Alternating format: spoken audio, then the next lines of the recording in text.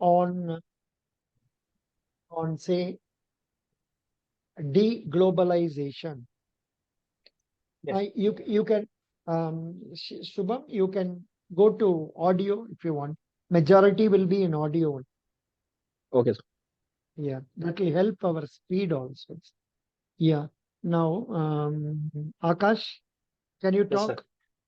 Yes. So deglobalization is a trend where international connections and trade slow down.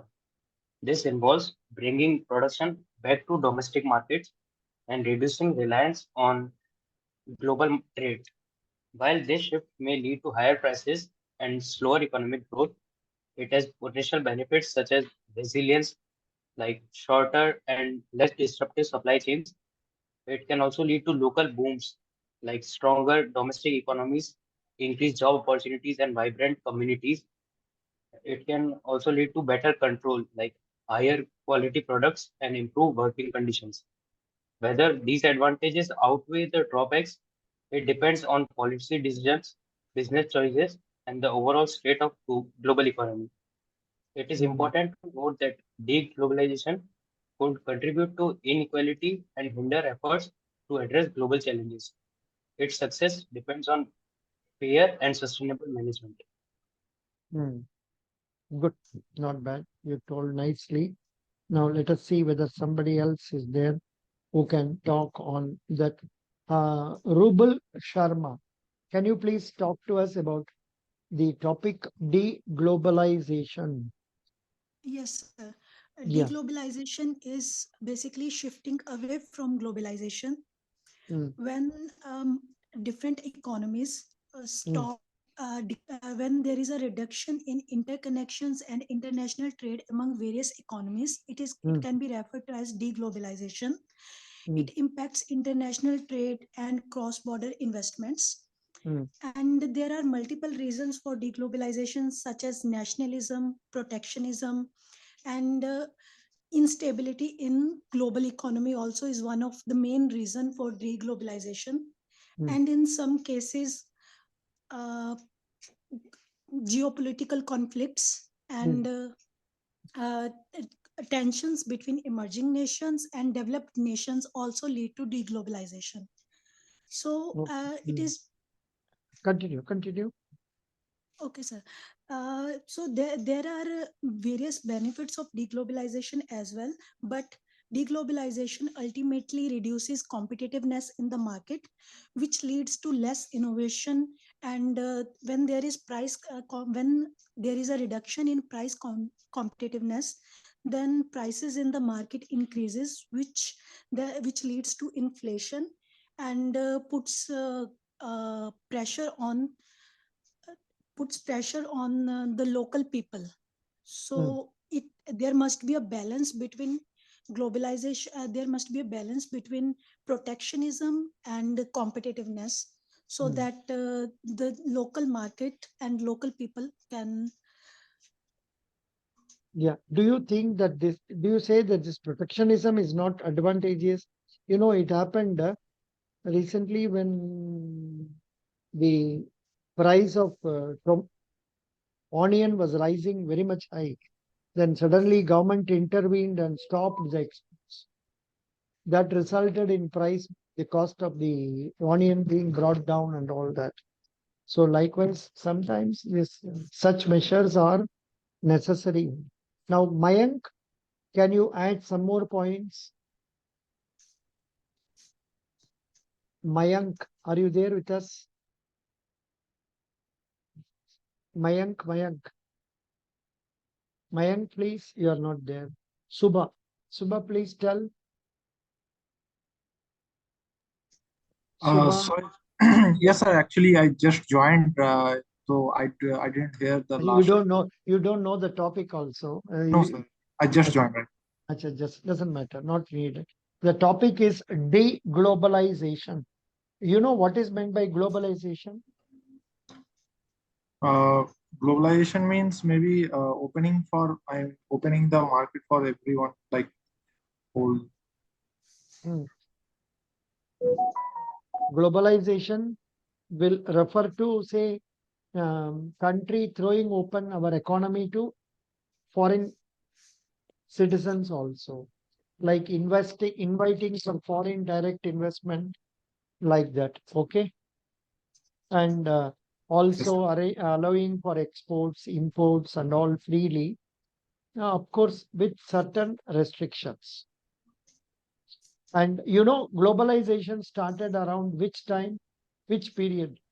I think Roughly, in tell me. India, In India, I think 2008 around. no, 1991. 1991. Okay. 1991 was the year in which Mr. Narasimha Rao was the Prime Minister and Mr. Manmohan Singh was the Finance Minister. On that day, what happened? India did not have foreign exchange for next 1 week purchase also. And all that we come to know after so many years when they are telling about it. So at that stage, what happened? They rushed gold to London for selling so that they can meet the international payment commitments that were falling due. And from that, at that time, what happened? Only advantage we had was we had to throw open the economy to get more foreign exchange. Especially India had at that time youngsters who were competent to communicate in English, and we were able to take up the business process outsourcing of countries like America, Canada, Australia, Britain, and so many other, Russia, so many other countries, say business process outsourcing we could do. That resulted in our exporting softwares also. So that made a lot of earnings for our country. And at that time, only a lot of people migrated from our country to abroad for gainful employment. And they also remitted lot of monies. And that is why we are now in a very comfortable position. Our foreign exchange presently must be, anybody knows what is the present figure? Foreign exchange reserves, somewhere around $600 billion. Exactly, I don't know. It is now given as foreign exchange reserves. Wikipedia, what is it telling? Because it changes frequently. And yeah, 1 minute, let me see.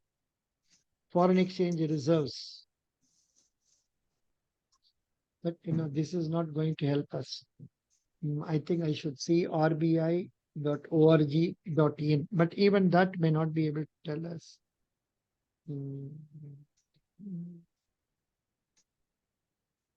India foreign exchange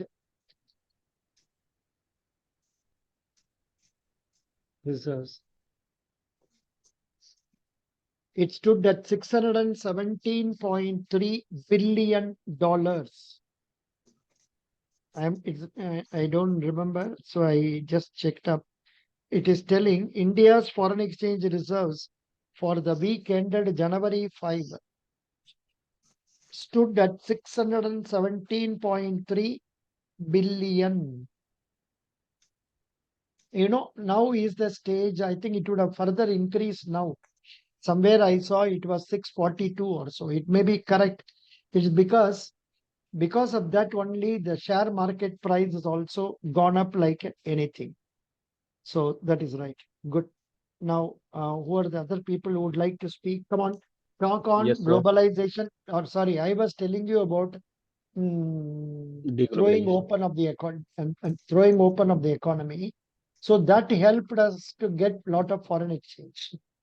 And even now, Kerala is a state which gives lot of non-residents remitting money to our country. And you may be happy to know that Federal Bank alone has 15% of the NRI deposits. of the entire, supposing NRI deposits are 100 rupees. Out of that, 15 rupees is with our federal bank only. So that way it is a very helping factor for our economy also. That's right. And now come to deglobalization. Whatever comes to your mind, you speak out. Yeah. Who would like to speak? Lakshmi, would you like to speak some points? Yes, sir. Yeah. Yes. Deglobalization is opposite to the globalization, and deglobalization is the decrease in political, social, and cultural interconnectedness between the countries. It will lead to the decline of the economic growth and create loss of job opportunities. It lead it it creates conflict between the countries for the resources and the marketing, and it also considered as the it hinders the flow of the free flow of goods and services and the usage of the technology, and it become severe during the period of the COVID-19. That's all, sir. Very good. Thank you. The one mistake I saw in your expression was that it will reduce the relationship between countries. That's a wrong usage. It must be among the countries. The word between has to be used when you are telling India and Pakistan, between India and Pakistan, between Russia and Ukraine. Like there are only two. Whereas when we are referring to more, it should be told as among. Very good. That's right. Good. You spoke well today. Now we will go for other Mayank's. Mayank, would you like to speak something? Mayank, can you speak something? Hello, sir. Sir, I just came to the meeting, sir. Yeah, you don't know. You are not prepared. Very good. Excellent. No problem. Subha, have you prepared on this topic or not? No, you are not prepared on this topic. Yeah. No, sir. Tell me. No, not able to tell on this point. Then what we can do, we can just read some of these things. May I speak, sir? Yeah, please speak. Anybody can speak. Yeah.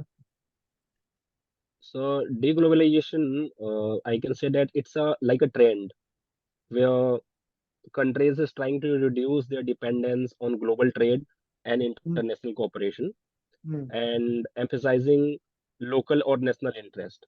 mm, Uh, if we'll if we'll say that self-sufficiency is the objective for such countries, and for the India's perspective, we can relate it with the Indian Maldives row going on, where Lakshadweep is in the mm, uh, image. We can see mm, that how Lakshadweep is like this is one of the example of deglobalization to mm, explore Indian islands.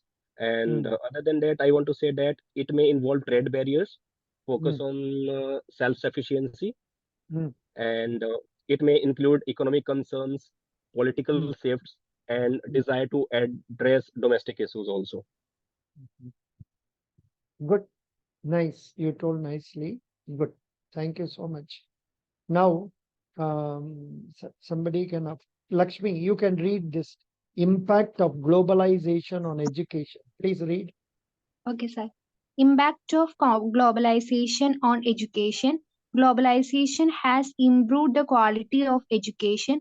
Due to globalization, countries got the opportunity to witness the best education systems worldwide and thus could replicate them.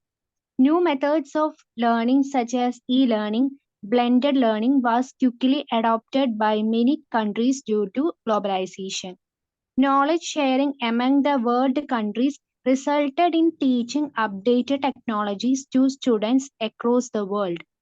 Due to globalization, foreign universities were established in developing countries. 1 minute. Yeah. These universities Where helped my, many continue. helped many students in getting a high quality education. Moreover, foreign investments in the education sector of developing and underdeveloped countries also helped in improving the facilities and infrastructure. Now, more and more students are studying in colleges of other countries through e-learning. As the Very, number of very good, sufficient, good. Yeah, dependence on other countries is good, but then many times we find a lot of students go to countries like Ukraine, then China, and such small countries also, and they go for education.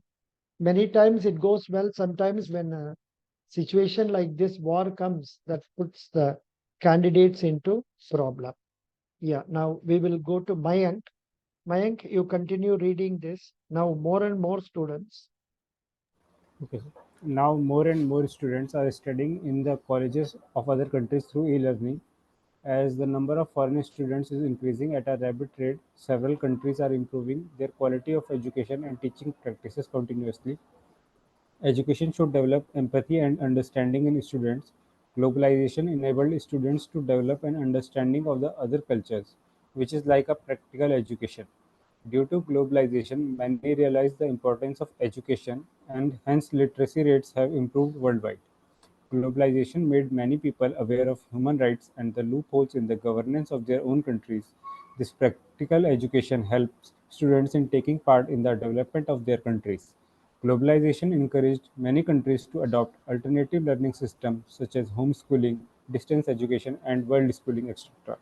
Now, there is a more emphasis on practical learning in many countries. For example, internships have become have now become a common thing. English is turning into a main medium of instruction in many countries.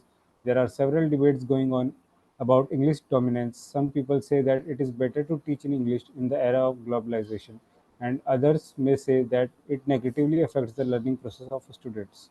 Very good. This much is good. That's nice. Now, any questions, please? Would you like to ask some questions on this?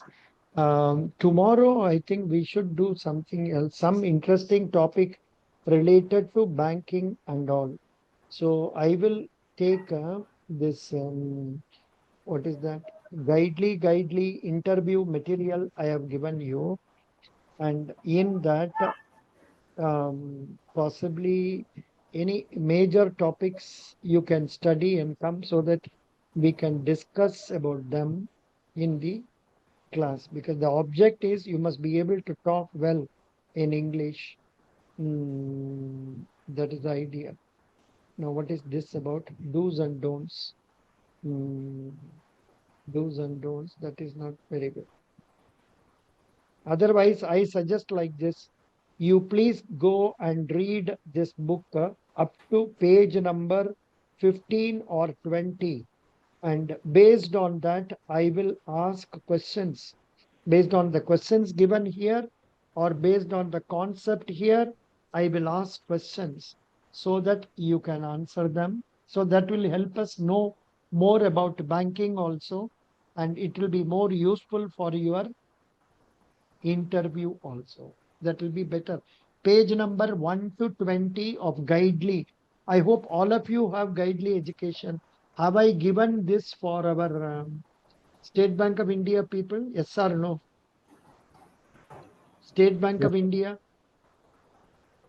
If I have not given, you ask for it. I will share it in our WhatsApp group so that you can take it from there and read. Okay. That's right.